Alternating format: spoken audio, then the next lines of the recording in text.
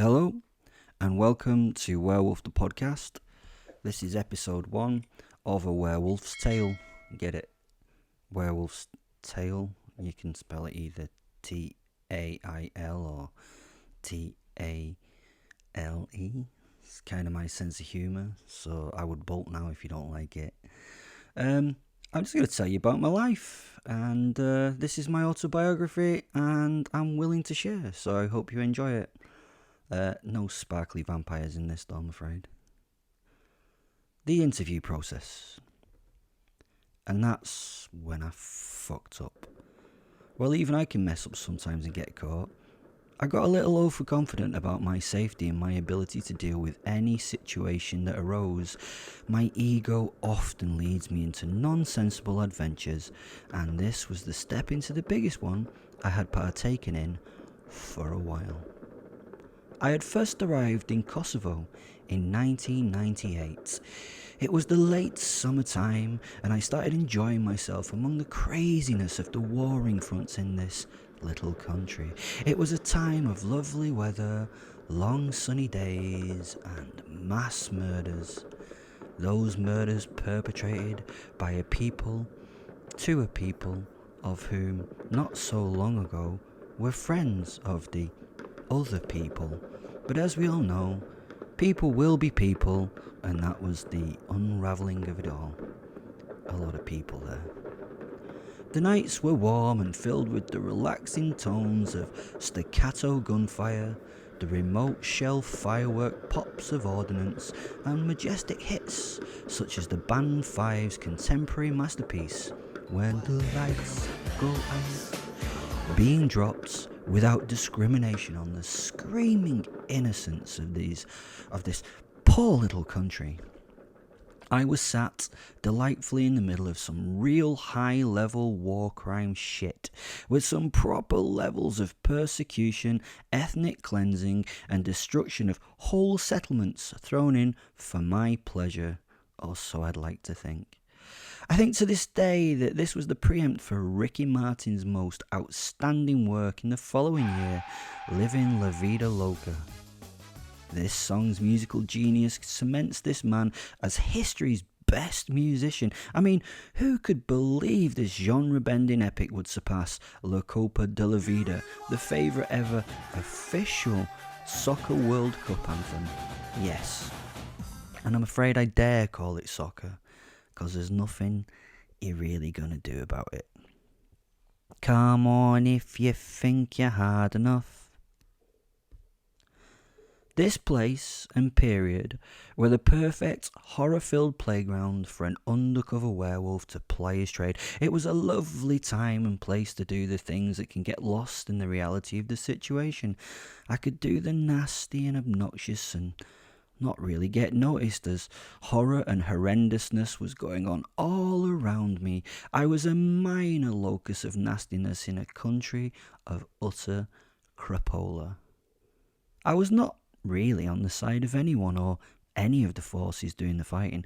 I was not really choosing my victims with any consideration of race and religion. I was revelling in the killing, maiming and murdering and just basic torture. I enjoyed the energy and anarchy of joining in and when and where I could. It's always great fun being a werewolf in a war zone, especially where the people killing each other look the same as each other and also look like me in my human form. It is easy to get lost in the commotion of all these atrocities. I can come into an area and just do my thing, and then it's like Michael Jackson moonwalk out of it pretty much without bringing a single raised eyebrow.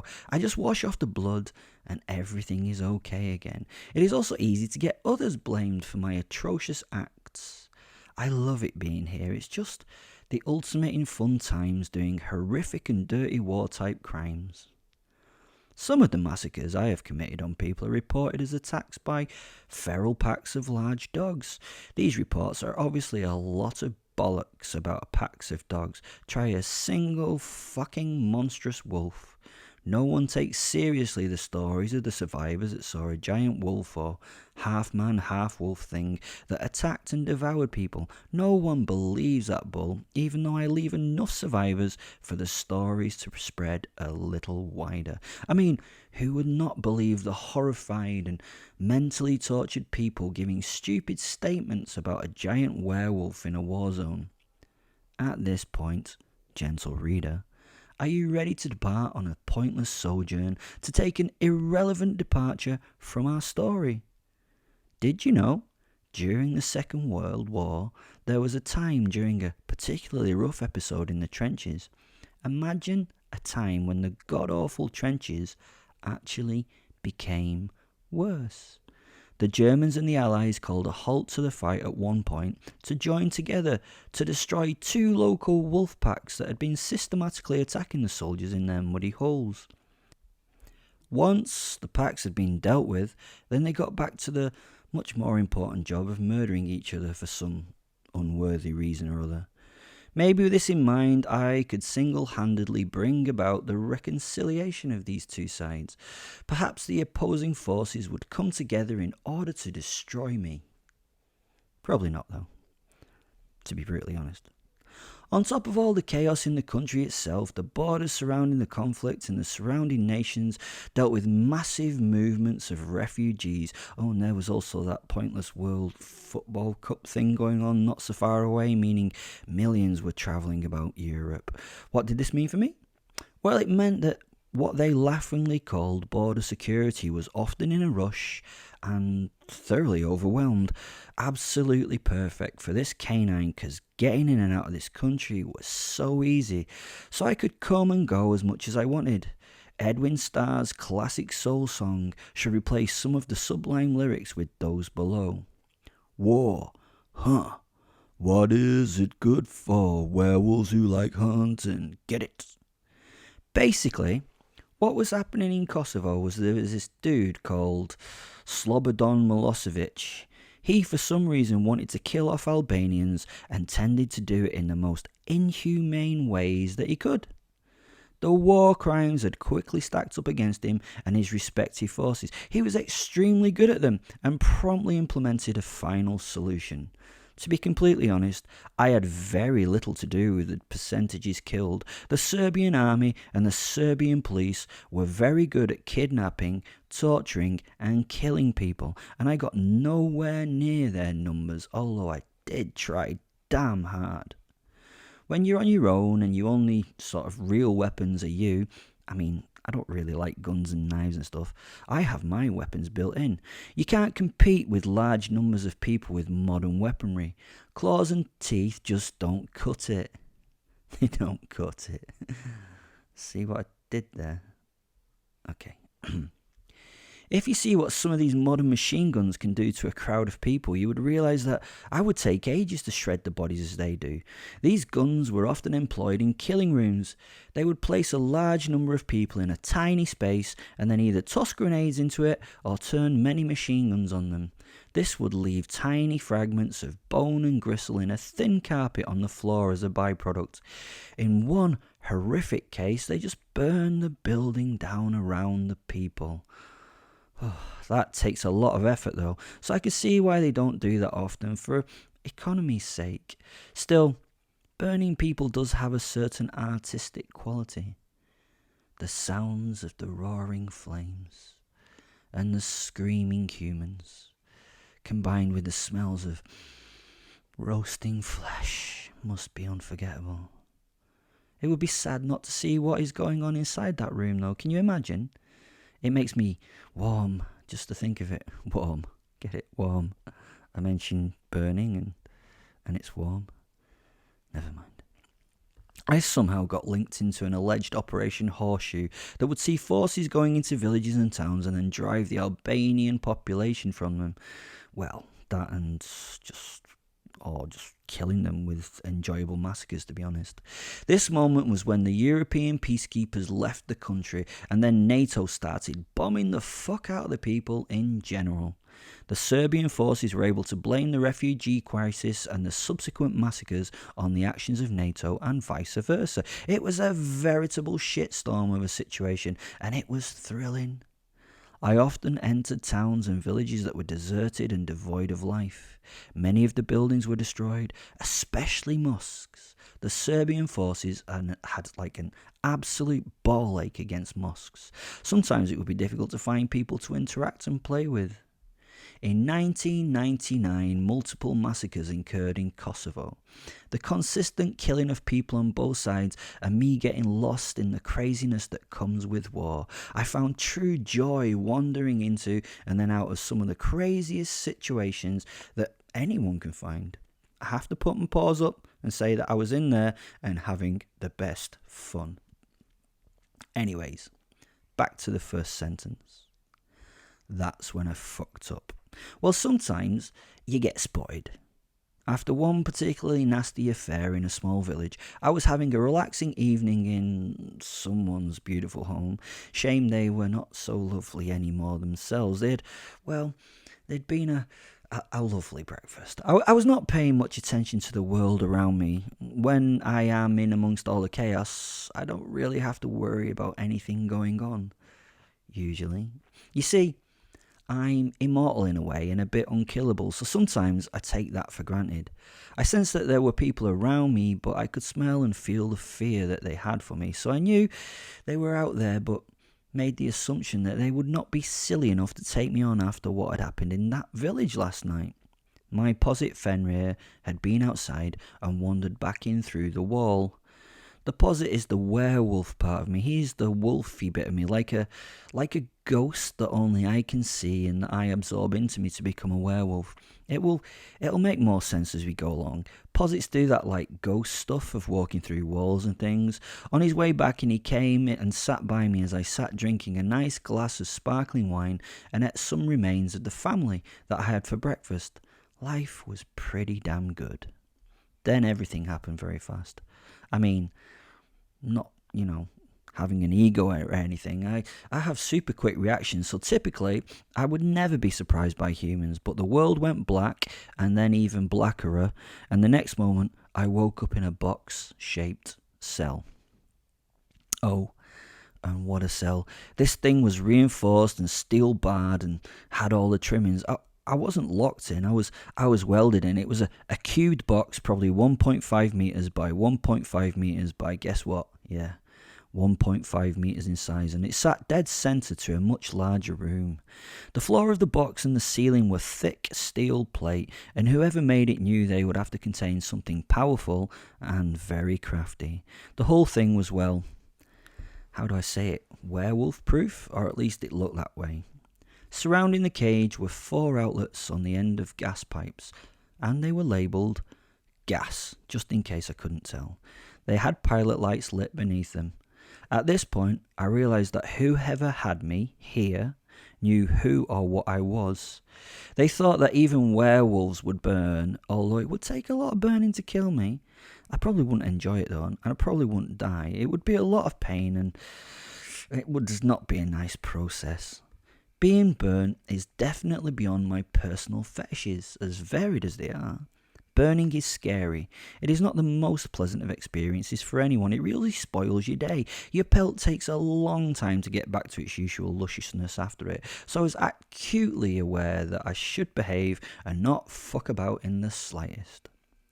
The room that the cage was in was well lit and looked like the interior of a big warehouse building. The ceiling was very high, and a few metres up the wall and well out of reach was a balcony that overlooked the room with a single metal doorway that led onto it. Below that door, and coming into the room itself at floor level, was another steel door. It looked like an airlock from a Second World War movie of a submarine that I'd seen. It was sealed from the outside and was built to last, and above it was a red light that shone like the very evil eye of Sauron. There was not a lot for my senses to Sense. All I could hear was the buzzing of phosphorescent lights in the ceiling. I usually could feel outside the limits of the room, but the walls must have been very thick and very solid, as I could not get any sound from the outside, just the buzz and ticks of the lights inside. Me?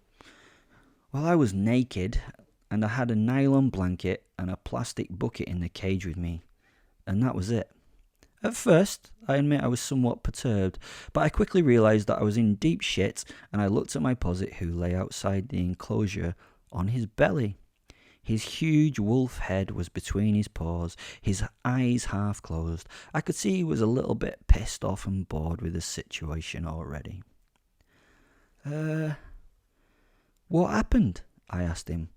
Well, I didn't ask him out loud. We speak through that telepathy thing, mind links and that shit.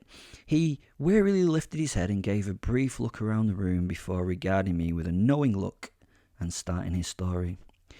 We were sat there enjoying our evening when some set of devices that were planted in the house exploded. You were blown out of your chair by the blast, and I think knocked unconscious by it. A wee bit of concussion, I think. Then there was a smell that entered the door. You stirred a little on the floor as it enveloped you, and then you lay still. Many men came in wearing funny masks with big pots on the front, like those gas mask thingamies we saw in the wars. I think the masks were for safely breathing the gas, and they had them long guns and fired tip pipe thingies, a bit like those. He motioned with his nose towards the gas outlet pipes. They very carefully tested you for being awake by kicking you really hard, and then stuck needles in you and pushed liquids in you. Two of them then carried you to a big van-like thing surrounded by many nervous people. It was semi-amusing how they carried you as though you were going to explode. I kept expecting and thinking you may sit up and surprise them all, but you didn't. He displayed some exasperation. I followed and climbed into the back of the truck with you. I could sense that you were not dead, but only a little bit alive, not sleeping. But something else. The soldiers put pipes and bags down to your arms and had many straps that held you down on the metal plank thing they could carry. The van was one of a big load of cars and vans, and there were many soldiers. I mean lots of them there. I think they all got into vehicles and followed the van or something. The men were terrified of yous. I mean, they were right on the edge of being able to keep it together. They knew what you were and what you were capable of. I only came because I wanted to see what would happen when you woke up. I thought it might be fun when you killed them all. I look forward to seeing those bags of fear freak out when you did your thing and started your death dealing. Oh, it would have been so cool to see. The journey was a very long one, and I tried to get you wake up, but you wouldn't. I even tried to force my way into you and change, but your body was having none of it. You were not dead for any of this time, but just the strangest sleep that I didn't get. When we came into this prominent town through massive gates in a fence, and finally this big concrete building place, when they carried you in, they stuck you in this box and closed it with hot metal. I think you're very stuck, and I can't leave the room for some reason. There's a barrier in the walls that I can't get through. It tastes like some form of buzzing energy that I can't struggle through. Maybe it's electricity or something. We are proper trapped in here. Proper trapped. This building is big and is one of many, and outside there are many humans in uniforms walking about with guns and things. I saw them all. It's going to be interesting to see how you get out of this one. His words had fallen into my head, and he punctuated the story with a snarly laugh. I think we're in trouble. Well, you are fucking in trouble. I smiled. I knew I would find a way to get out of here. They were going to regret this nonsense. There were going to be many dead things created to stop me from feeling this humiliated. I promised my posit and myself that there would be a lot of horrific experiences for those that attract me, but I also realised whoever knew me for what I was. That was a bit nerve-wracking. It would be my first face-to-face with people who realised I am a monster, an actual monster. Well, the first time they realise I'm a monster when those people have the power balance. They seemed overly prepared for me. Well, something had gone wrong for them. And then the hours passed slowly. I finally could smell and sense the people outside the room now, mostly men, but there was the hint of a menstruating woman. At the worst of times, a slight hint of blood always brought me a smile. Surrounding the building were a lot of people. My ego was a little appeased as I realised that the entire focus of all those around me was in fact me. I could smell and feel the fear of those that were closer to me. The men who sat outside the door were very nervous.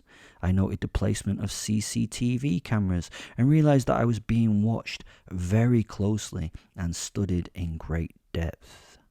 Now that was a problem. What could I get away with? On the other hand, they had stroked my ego with all the attention given to me. I was pleased with the detail and lengths to which they had worked. Oh, and the number of people they had employed to deal with me was so fucking exciting. Who knew how long I waited? But eventually, after what I felt like was days, the light above the door went green and it opened with air slowly being expelled from inside to outside. As Spock would say, fascinating. They were keeping me in a positive pressure room. I wonder why that was. Maybe they did not want any air I could smell to enter the room. Maybe. In came 2 soldiers. They were wearing non-discernible khaki uniforms. There was no nomenclature on their uniforms. They both turned and stood, each one on the side of a door. Each of them had a machine gun in their arms. Each was sweating slightly, and each had a raised heart rate. Neither of them could make eye contact with me, and I could tell that the cortisone and adrenaline were flowing through their veins. It was really strange. They were not trying to stand to attention, but they appeared to be due to the muscle tension that racked their bodies. Both sets of eyes were glued at points on the other side of the room, and they would not allow themselves to look at me. Maybe they thought I could, hypnotize them or something. Do you know what? This is how all humans should behave in front of my glory. I developed a sense of pride in this whole situation and sat smiling at the posit, who was sniffing around the 2 of them. He pretended to cock his leg on one of the soldiers, mimicking taking a piss. I let out a small laugh at his antics. That must have been a little bit disconcerting for the sweaty men, but Fen was just trying to reassure me. Thanks for listening to episode 1. I hope you enjoyed it. Episode 2 will be around soon. If you enjoyed the podcast, go down to the description. There's a link there to buy me a coffee. You can even buy me a book if you want. It's up to you. Just a final message for all you lovely humans. I love you, and goodbye.